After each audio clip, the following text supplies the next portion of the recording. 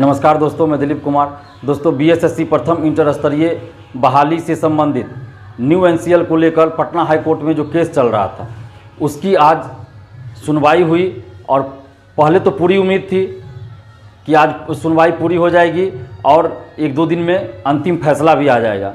लेकिन आज सुनवाई तो हुई, लेकिन एक नई तारीख फिर से दे दी गई और एग्जैक्ट तारीख भी नहीं दी गई है, बल्कि एक सप्ताह का समय दिया गया है। तो ये कहीं ना कहीं बीएसएससी अभ्यर्थियों के साथ नाइंसाफ़ी हो रही है, उनके साथ अन्याय हो रहा है, अत्याचार हो रहा है। क्योंकि 3-4 महीना 5 महीना सिर्फ इस बात को लेकर केस चले कि न्यू एनसीएल एक्सेप्ट होना चाहिए कि नहीं होना चाहिए। तो मुझे लगता है कि देश के जितने भी न्यायपालिका हैं, जितने भी जज हैं, जितने भी नेता हैं, बुद्धिजीवी हैं, सबको इस बारे में सोचना चाहिए कि ये ऐसा क्या मामला है कि जिसके लिए आप दिसंबर अंतिम सप्ताह से लेकर अप्रैल अंतिम तक आप डिसीजन नहीं हो पा रहा है और बार बार तारीख पे तारीख हो रहा है। तो निश्चित रूप से न्यायपालिका को इस पर विचार करना चाहिए कि उस न्यायपालिका में भी सुधार की ज़रूरत है।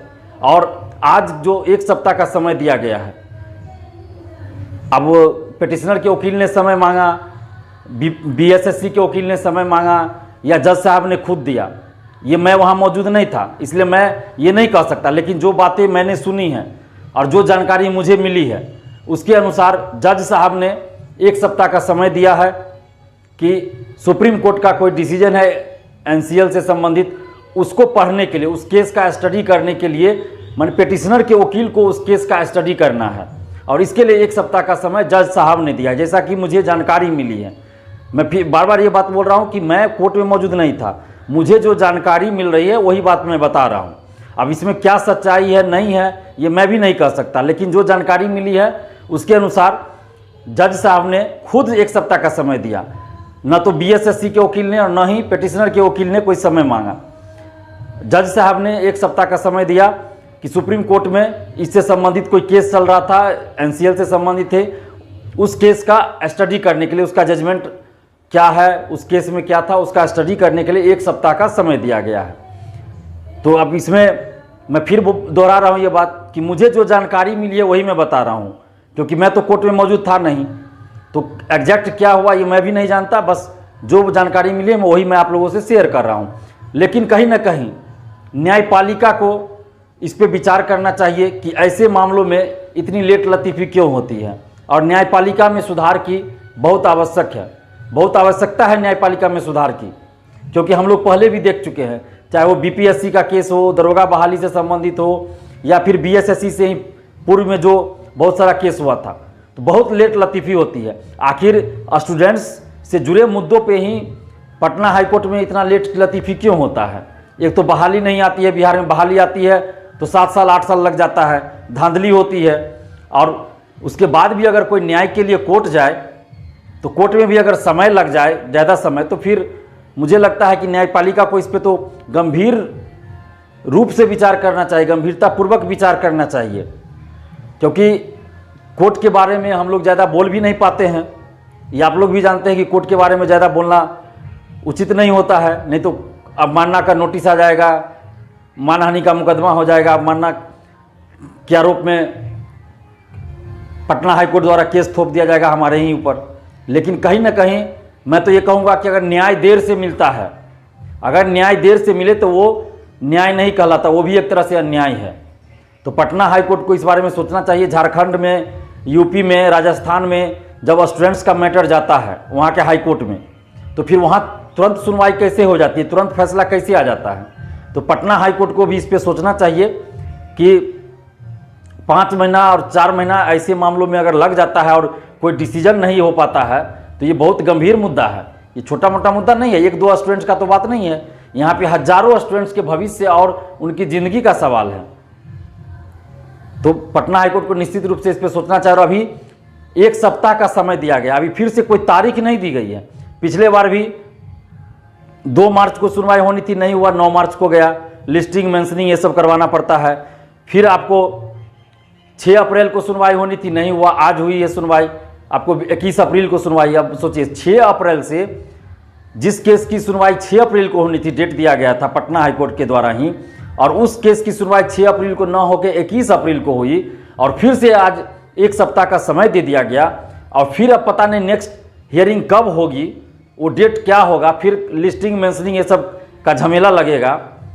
तो मुझे लगता है ये तो छात्रों के साथ अन्याय हो रहा है। ये तो बिहार के, ऐसा नहीं कि सिर्फ बीएसएससी अभ्यर्थियों के साथ अन्याय हो रहा है या प्रथम इंटर स्तरीय अभ्यर्थियों के साथ अन्याय हो रहा है, ये बिहार के समस्त छात्र छात्राओं के साथ अन्याय हो रहा है।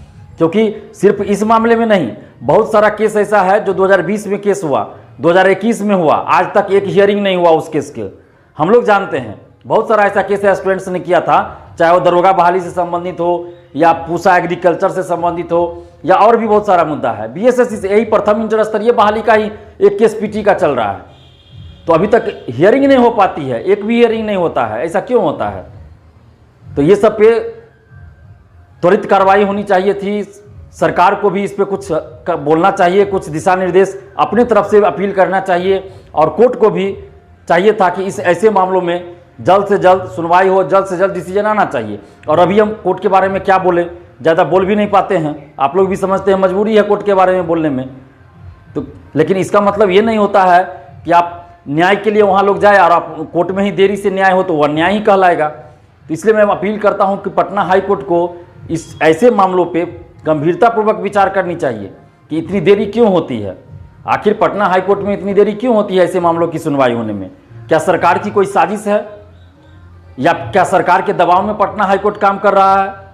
क्या बात है? आखिर लोकतंत्र है, तो लोकतंत्र में क्या हमें इतनी आज़ादी नहीं कि हम अपनी बातों को भी रख सके? तो हम लोकतंत्र में अपने अधिकारों का प्रयोग करते हुए हम अपनी बातों को रख रहे हैं कि पटना हाई कोर्ट में आखिर ऐसा क्या हो रहा है कि इतना लेट लतीफ़ी चलता है, आखिर क्यों हो रहा है?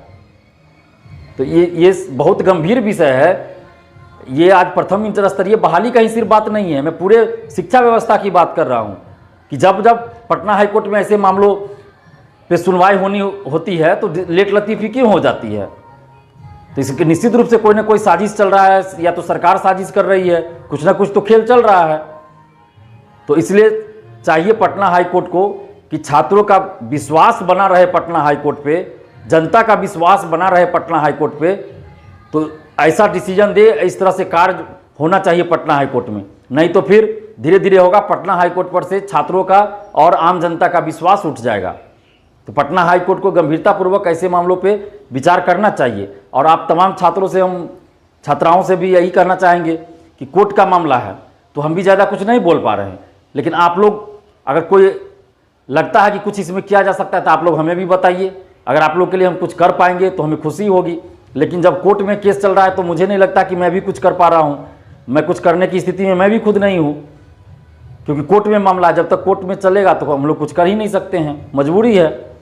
तो आप लोग बस इतना कीजिए कि आप सोशल साइट्स पे भी कम से कम आप लोग प्रेशर बनाइए, दबाव बनाइए बीएसएससी पे, पटना हाई कोर्ट पे, पिटिशनर पे, और उसके बाद आप सरकार पे, बिहार सरकार पे, सभी पे आप दबाव बनाइए कि ऐसा क्यों हो रहा है, कि बार बार तारीख पे तारीख क्यों हो रहा है। आखिर 1 सप्ताह का समय अभी दिया गया उस केस का स्टडी करने के लिए, तो यही काम पहले किया जा सकता था, यही काम जनवरी में हो सकता था, यही काम फरवरी में भी हो सकता था, यही काम जब 9 मार्च को सुनवाई हुई उस दिन भी हो सकता था कि उस दिन भी ऐसा कहा जाता। लेकिन हर डेट पे एक नया चीज़ आ जाता है, ये तो बड़े आश्चर्य की बात है। इसका मतलब कहीं ना कहीं सरकार की साजिश है कि इस बहाली को लटका के रखा जाए, और यही वजह है कि ये सब खेल चल रहा है। मुझे तो यही लगता है शुरू से ही कि सरकार की साजिश है कि ये बहाली जल्दी पूरी ही ना हो और लटका के रखो किसी तरह से। और इसीलिए छात्रों को आपस में बांटा गया, न्यू एनसीएल ओल्ड एनसीएल का खेल खेला गया। पहले तो जाति प्रमाण पत्र को लेकर खेल खेला गया, फिर न्यू एनसीएल ओल्ड एनसीएल को लेकर खेल खेला गया। तो आप समस्त छात्र छात्राओं से हम यही अपील करते हैं कि आप लोग कम से कम सोशल साइट्स पे आप लोग दबाव बनाइए। लेकिन कितने लोग हैं जो सोशल साइट्स पे भी कम से कम इस सब चीज़ को लेकर लिखते हैं, बोलते हैं? आंदोलन भी होता है तो सभी छात्र छात्राएं नहीं आते हैं। आप सोचिए कि कितने स्टूडेंट्स हैं, 14,000 कुछ लोग जो है काउंसलिंग करवाएं, लेकिन जब आंदोलन हुआ था 25 मार्च को भी मेरिट लिस्ट जारी करवाने के लिए, तो आप लोगों में से कितने लोग आए थे, जरा सोचिए। तो घर बैठे रहिएगा और सोचिएगा कि सब कुछ हो जाए, तो नहीं होगा। और इसी का जो है नाजायज फायदा सरकार और बीएसएससी उठा रही है, क्योंकि उनको पता है कि सभी छात्र सड़क पर नहीं उतरने वाले हैं, ये लोग घर ही बैठे रहते हैं, और इसी का नाजायज फायदा सरकार और बीएसएससी उठा रही है। इसलिए आप लोगों से बार बार हम अपील करते हैं कि जब भी आंदोलन होता है तो आप लोग आइए, लेकिन नहीं आते, बहुत कम लोग आते हैं, बहुत कम लोग आते हैं। आप लोग खुद अपनी अंतरात्मा से पूछिए कि आप लोग क्यों नहीं आते हैं।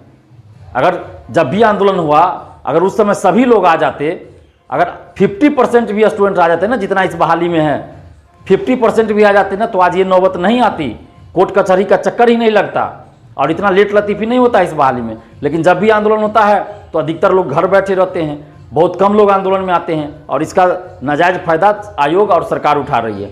तो कम से कम अभी भी आप लोग सोशल साइट्स के माध्यम से दबाव बनाइए कि जल्द इसमें सुनवाई हो और कोई अरंगा न लगे, जल्द डिसीजन आए, मेरिट लिस्ट जल्द निकाला जाए।